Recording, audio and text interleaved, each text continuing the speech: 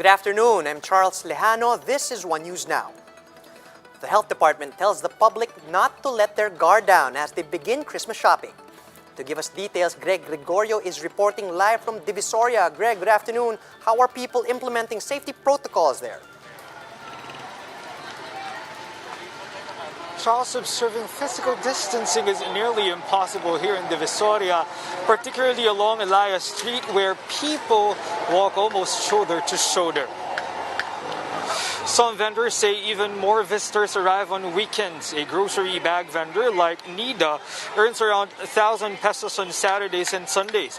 But on weekdays, she seldom earns beyond 300 pesos. Still, Nida fears that an increased crowd means a higher possibility of COVID-19 transmission. That's why instead of peddling her products on the street, she opts to stay in a corner and wait for customers to approach her.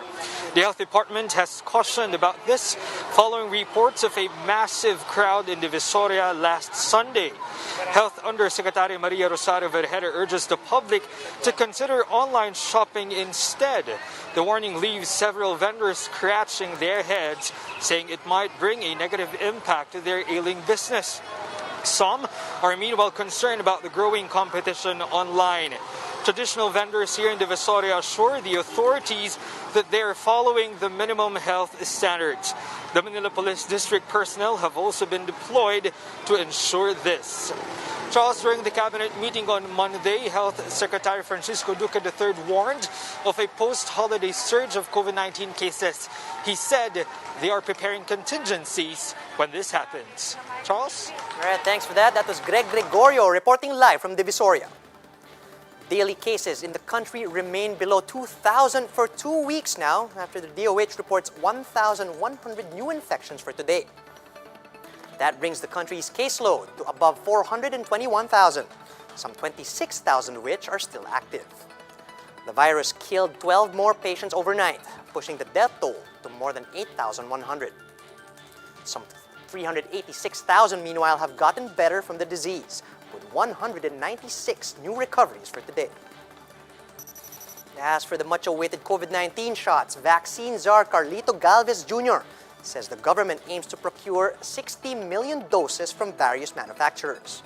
These include British pharmaceutical firm AstraZeneca, which has the lowest price at $5 or roughly 250 pesos each. Salita po, pwede na po tayo magkaroon ng tinatawag na advance commitment by November at ang kanilang quota po malaki po na 20 million. Finance Chief Carlos Dominguez III explains that at least 73 billion pesos of additional funding is needed for procurement. Dominguez enumerates 3 external sources where the government can borrow money to fund the vaccine rollout by 2021. Ang unang source natin, yung mga multilateral agencies. Tapos meron po tayong domestic sources of financing. Mag-negotiate pa po tayo sa mga bilateral sources. President Duterte says he has received a report on several lawmakers allegedly involved in corrupt practices. In his taped speech on Monday, the chief executive said some congressmen are allegedly getting kickbacks from project contractors. However, Duterte refused to disclose the names on the list provided by the Presidential Anti-Corruption Commission. He said he will forward the names to the Ombudsman as he has no jurisdiction over Congress. I'm not trying to wash my hands. I am now dwelling on the law. If I cannot investigate the congressman, then I have no authority to be releasing their names that they are involved per investigation by the PAC. In the same speech, Duterte said some 300 government officials have been dismissed due to illegal activities. He then offered a 10,000 peso reward for those who will report petty graft. Business permit, mga fire, police, it should be done on the day of the application.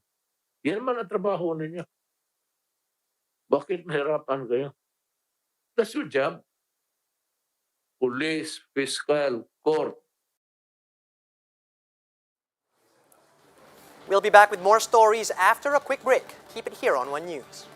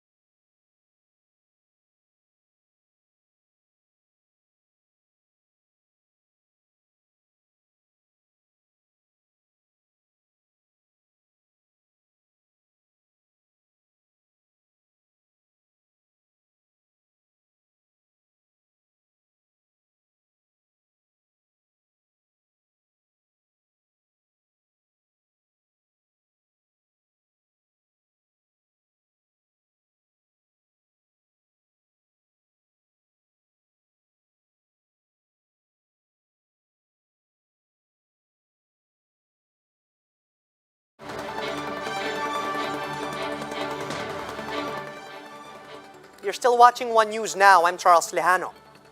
Progressive lawmakers are appealing to the Senate to stop red tagging, citing dangers it poses to their lives. But national security officials maintain that this is not the policy of the government to begin with. Mian Los Baños has the details. The Makabayan Bloc has time and again denied outright allegations that they are members of the CPP, NPA, NDF. At the Senate hearing on Tuesday, minority lawmakers claim that their group has been the favorite target of the government's red tagging activity.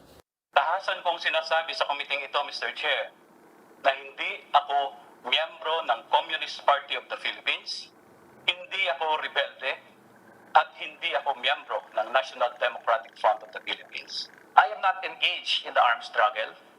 I do not support or espouse the violent overthrow of the state. And I do not recruit for the New People's Army or any armed group. Hindi po ako rebelde, Mr. Chair. Other red tagging victims have also appealed to the upper chamber to put a stop on the activity. Kabataan Party List Representative Sara Elago was in tears as she explained how the government allegedly spreads fake news about her using military pages on social media.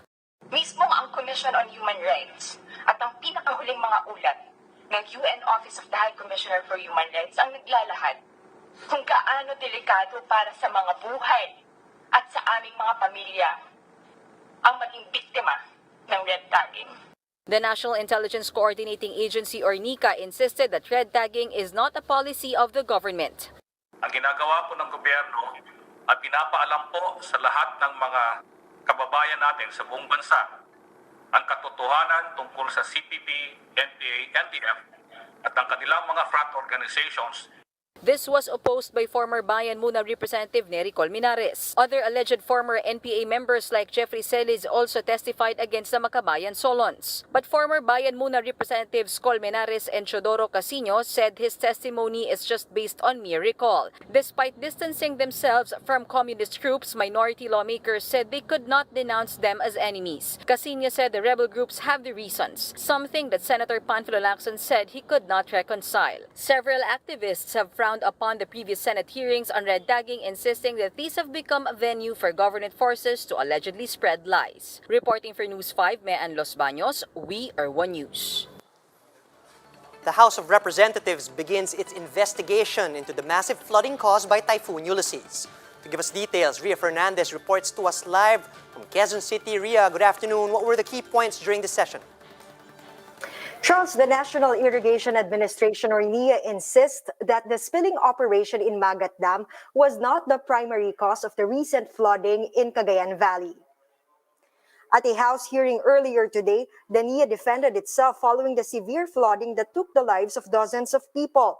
Administrator Ricardo Visaya disclosed that it was Pag-asa which directed the discharge of water from Magat Dam. Visaya said they immediately informed stakeholders 6 hours before the scheduled water release in accordance to their protocol.